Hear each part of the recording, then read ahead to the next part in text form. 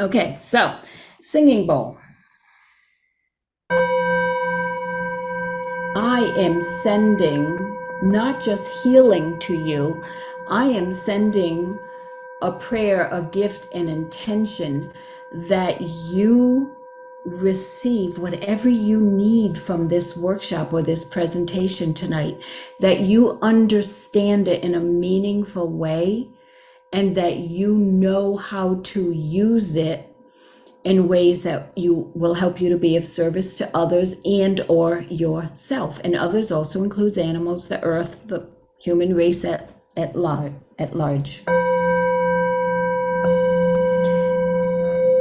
And as long as you hear this tone, the intention is traveling. I hear it, so I know it's traveling to you.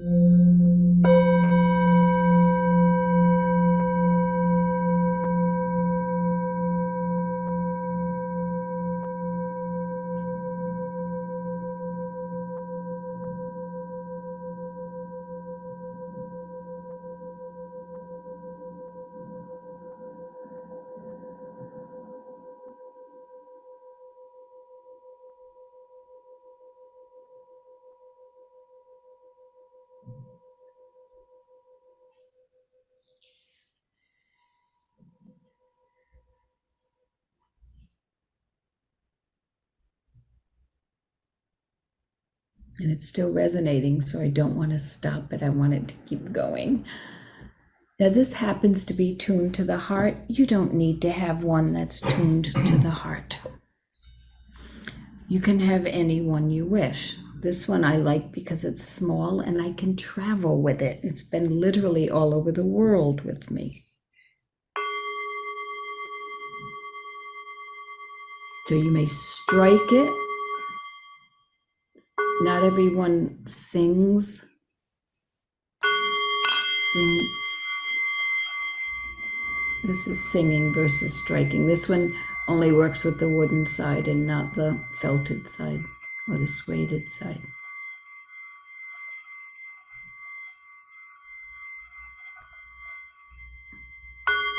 I use this one a little differently.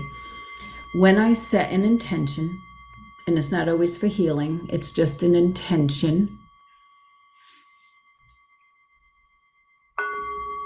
I strike it and hold the intention as long as it resonates. When I do ceremony with people, sometimes if they're trying to release something or trying to welcome something, they'll state what it is, then they will strike it, and they'll hold that intention and know that energetically it's in motion. It is happening. And speaking of singing bowls, before I forget, I'll have to look at the calendar, but I just want kind of a little ahead. The person that I bought a lot, not this one, but a lot of my, if you know, I have that set of bowls for all the chakras, and then I have pedestal bowls. The person that gets them right from Nepal is coming to my house. Usually we get them through the mail from him. So there'll be a Sunday afternoon that he'll be at my house, and I'll send an email out so you'll get it if you're interested in getting a singing bowl for a certain chakra, or just a singing bowl that you love the sound of. These are, most of his are antiques, and they're all from Nepal. You may use a chime. The higher the hertz, like this is 4096. The higher realms that it resonates to and with. This one is thought to resonate at the realms of angels.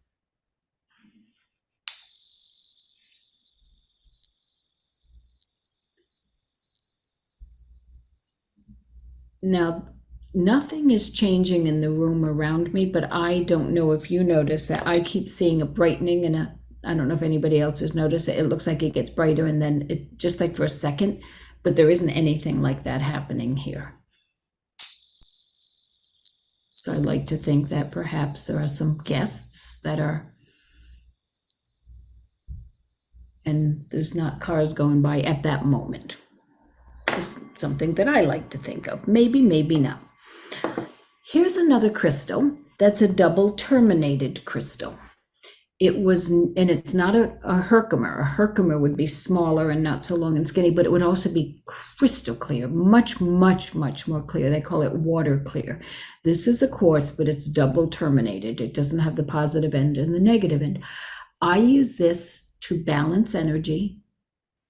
I use this to draw energy. I use this to send energy from one place to the other, but mostly to balance. And I'm not going to get into shamanism techniques because this is not our shamanism class, but know that this is a way that you could send energy to two places at once.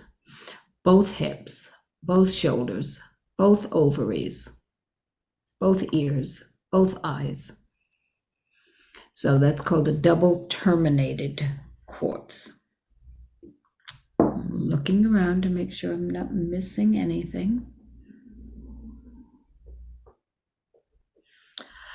When you've used a crystal, or just to keep recharging your crystals, they love and they need and they thrive on sunlight. Now, the ones that were in this announcement that I had my hands like this, I was on retreat just 2 weeks ago in Costa Rica, and in the morning I was always at the water's edge when the sun was coming up, so I held them and I asked for the sun, which is a source, as you know, of energy, to infuse these, and they were just little tiny quartz crystals with energy and power. So I just held them and there they were. I brought this one there and had the energy come into it and light it up.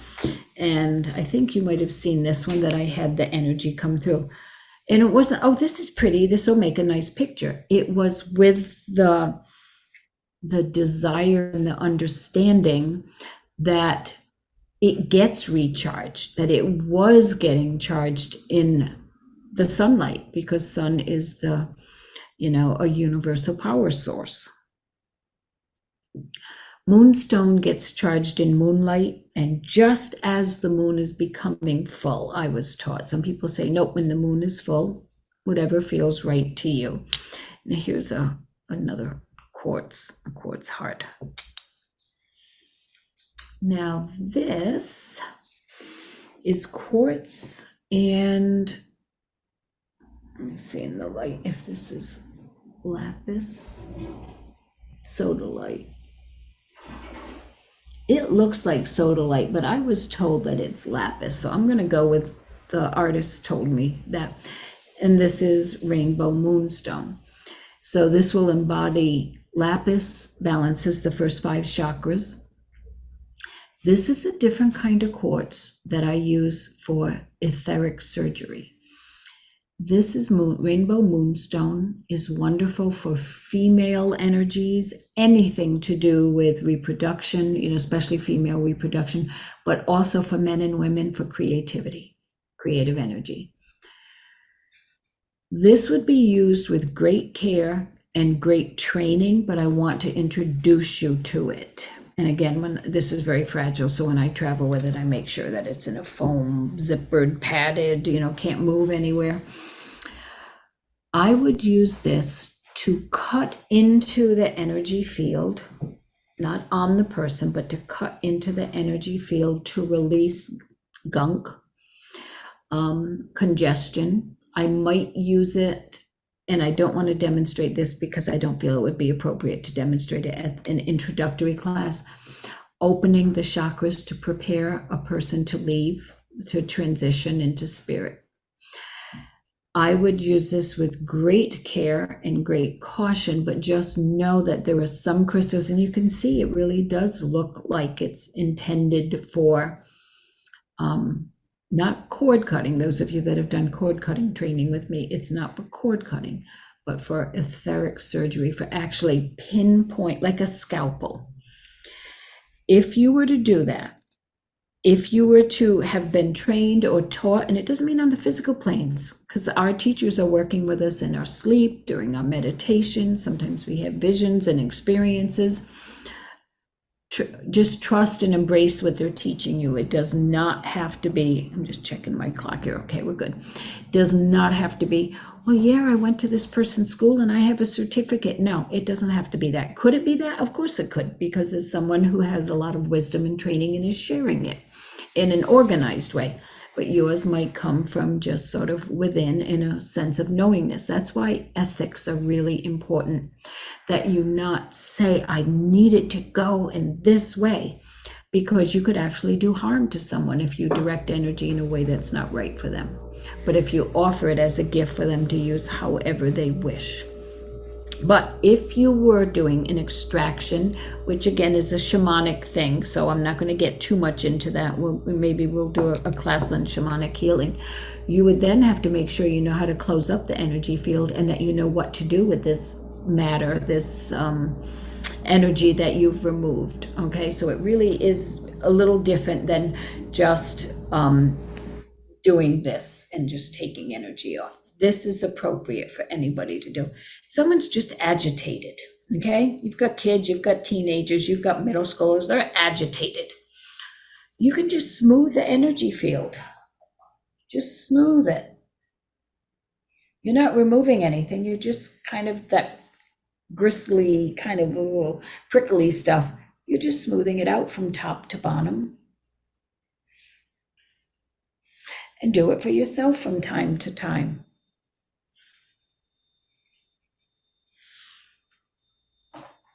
All the way down. Balancing earth and sky and earth is one really good way to stay physically, emotionally, mentally, and spiritually healthy. So doing the figure eights between the upper chakras and the lower chakras, you could divide them here and do like one big figure eight. You don't have to go down to the ground, you go to the base of the spine. Excuse me, one way to do it. Another way is there's a Tibetan breathing exercise. It's an ancient technique, and you do it standing. If you're not able to stand to do it, it is okay to do it sitting, but normally you do it standing. And you think of everything you absolutely love about the sky. When I think of what I love about the sky, I love how it's endless, it's vast, there's so much we don't know about it. I love meteors, and I love planets and black holes, and I love pictures of the galaxy with all the swirls of color. I love the cloud. I just love the star. I love the sky. I think I like it more at night than during the day, but that's irrelevant. I love the sky. Now, if I wanted to introduce the sky to the earth because they had never met, I think of everything I love about the earth too. Oh, it provides us all of our food, the materials that our houses are made of, the wood, the stone, the metal, they all come from the earth. The earth is deeply feminine. She gave birth to us. She cares for us, she nurtures us. So I think of the things that I love so much about both the sky and the earth, but they've never met, so I want to introduce them to each other.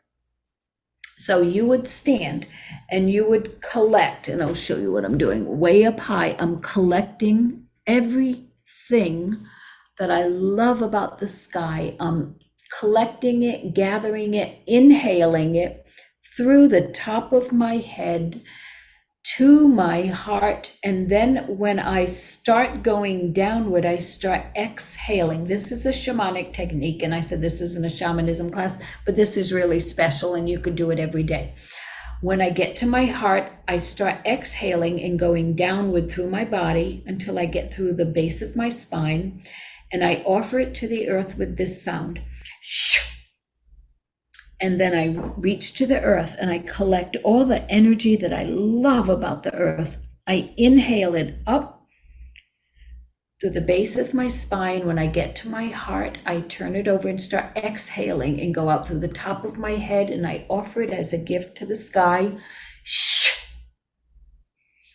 And you do that 6 times in succession. Start at the sky, inhale, then exhale, offer it to the earth with a shh. Let's say that just doesn't feel right, that shh thing. Maybe shamanism isn't your thing. That's perfectly okay. The principles of this, that you are taking and embracing the energy of the sky, sharing it with the earth, just do it physically without the shh. Okay, like I said, that's a shamanic practice. And then just gather the energy from the earth, bring it up through the soles of your feet, or eventually it has to come up through the base of your spine.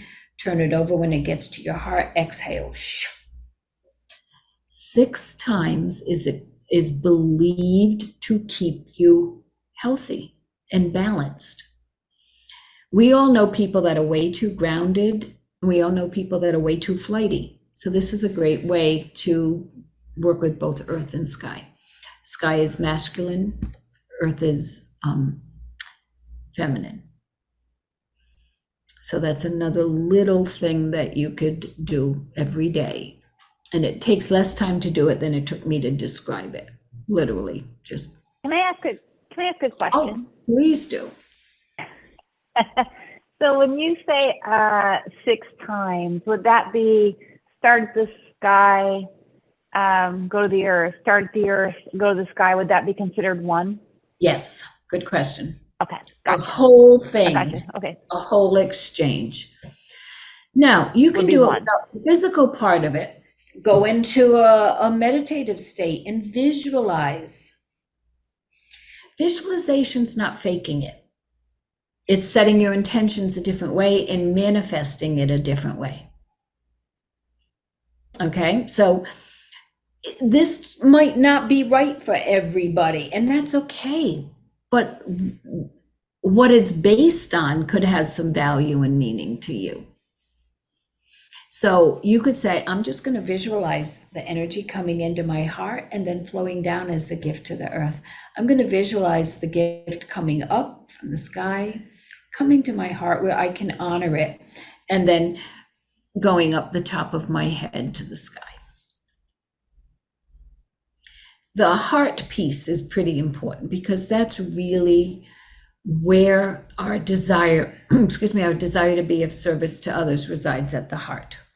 So that part is really, really important. I'm going to just quickly look over my notes to make sure that I am not forgetting anything. And by the way, yes, animals have chakras.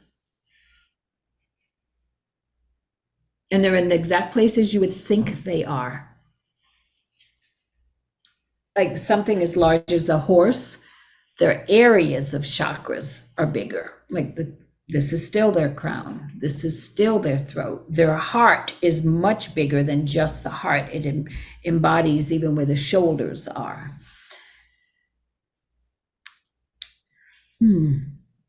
We talked about, I did, a candle. If you have a candle burning while you do this work, when you're done, it's best if instead of blowing it out, if you could pinch it out. It's okay to blow it out as long as you are aware that you do not want to dissipate any energy that is collected. If you feel like the work is completely done and there's no energy left in motion, then you can blow it out. This is really a good color to use for when you're doing your light filling work with your eyes closed. Imagine you still see the flame at your third eye. You can use a color candle for the condition that you're dealing with. I talked about the colored cloths. You could use a yellow one, conjunctivitis, kidney issues, gallbladder issues. You could burn a yellow candle and ask that your intentions travel. Even though you can't see it, you imagine that that candle's also in front of that person. So you can't actually see that energy traveling, so this has to be a knowingness by you setting the intention. If they know you're working with them ask them to have a yellow candle or whatever color that you're using. Let them know I'll be sending some healing energy, or you could say I'll be sharing some healing energy, because sometimes people go, that sounds really weird. Just say, I'll be sending some prayers. May I offer some prayers? May I, whatever. Like, people will say to me, I'm having surgery in such and such a day. Will you be there? I'll say, of course.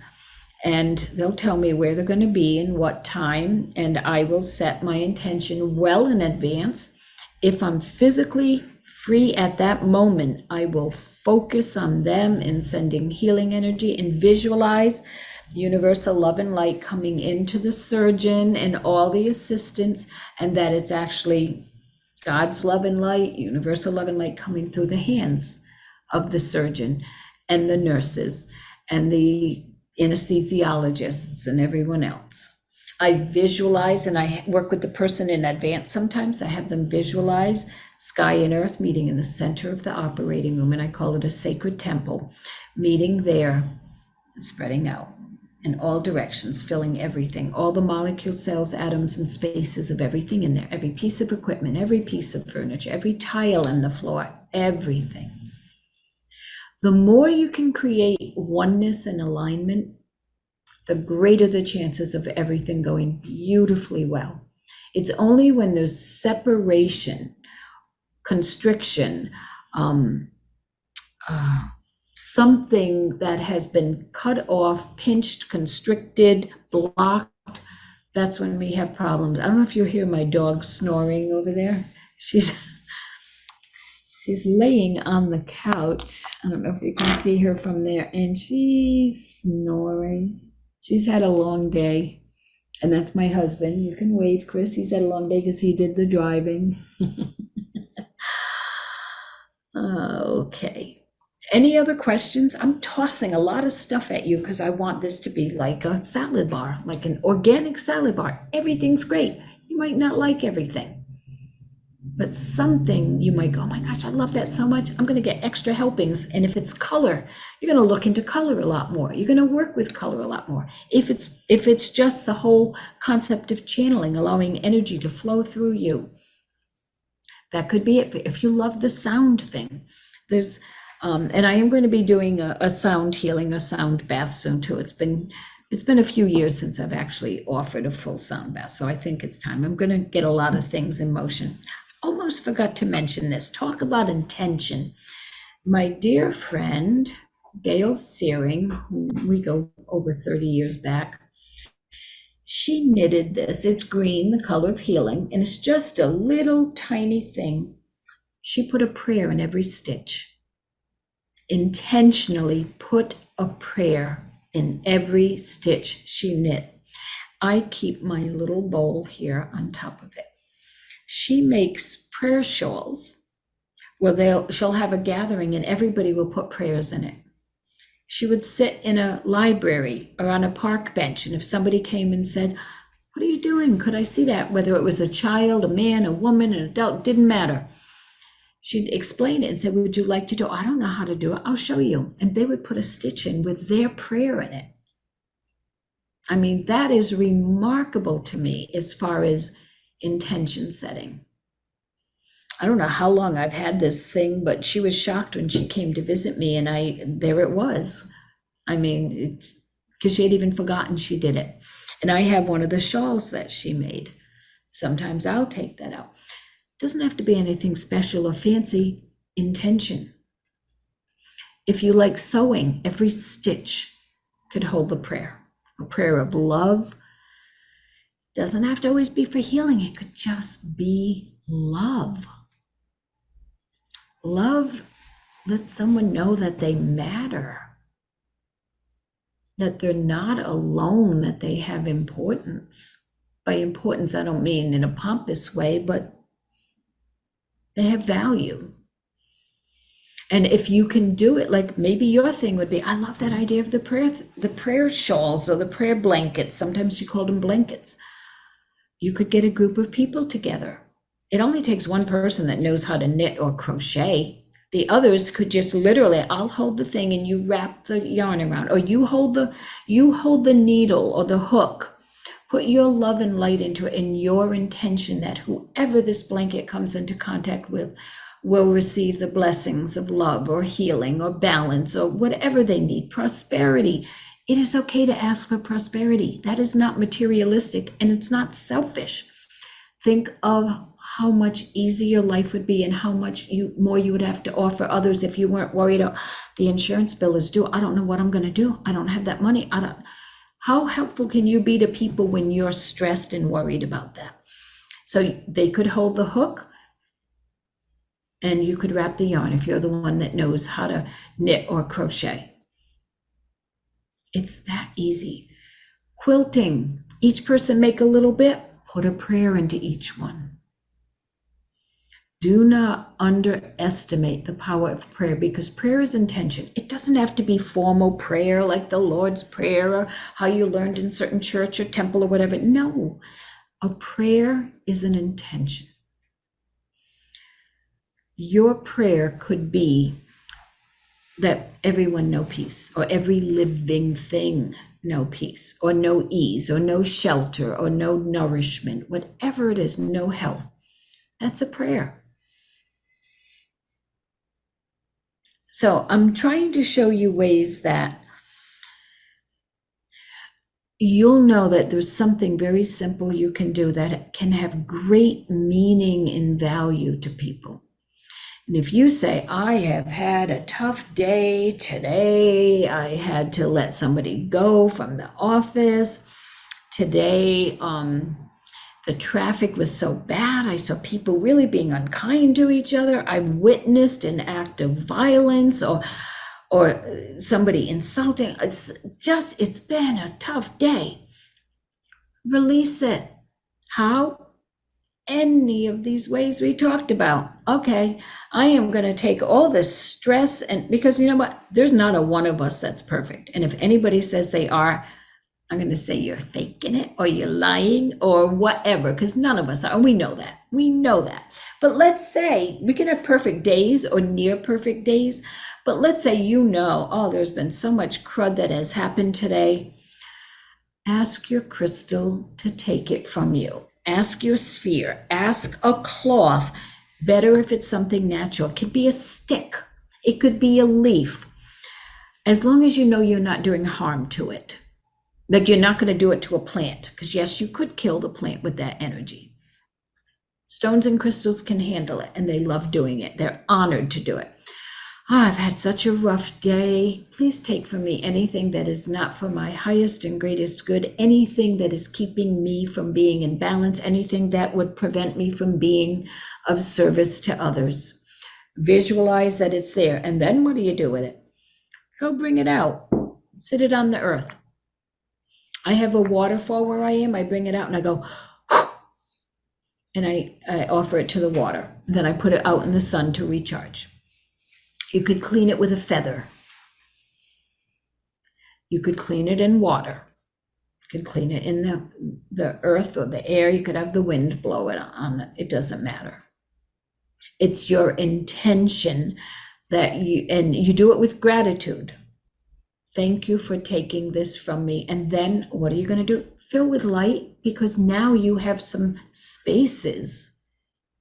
Anything could take its place. This frustration, anxiety, resentment, disappointment, whatever it is that you're feeling, anything could then come in and take it. Let's let love and light take its place.